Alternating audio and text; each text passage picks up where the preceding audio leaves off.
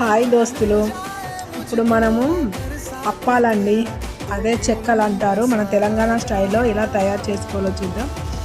నేను వీడియో తీయడం మర్చిపోయినా. అన్నీ వేసేటప్పుడు మన బియ్యం పిండిలో ఉప్పు, కారము, నువ్వులు, కరివేపాకు, కొత్తిమీర, ఓమా, జీలకర్ర వేసుకొని అండ్ అల్లం వెల్లుల్లి పేస్ట్ కూడా వేసుకోవచ్చు. మంచిగా పిండి కలుపుకున్న తర్వాత ఇలా నీళ్ళు ఎసరు పెట్టుకోవాలండి.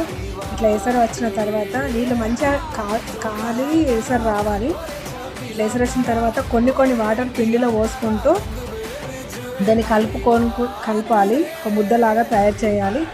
ఒకటేసారి మొత్తం వాటర్ పోయొద్దు, ఎందుకంటే పిండి పల్చగా మళ్ళీ నాకు అప్పాలు చేసుకోవడం సరిగ్గా రాదు. ఇక పిండిని మాత్రం ఇలా కలుపుకోవాలి. ఇలా కలుపుకున్న తర్వాత అప్పాలు చేయడమే. చూడండి ఎంత కరకరలాడే అప్పాలు రెడీ అయినాయో. ప్లీజ్ సబ్స్క్రైబ్ చేయండి.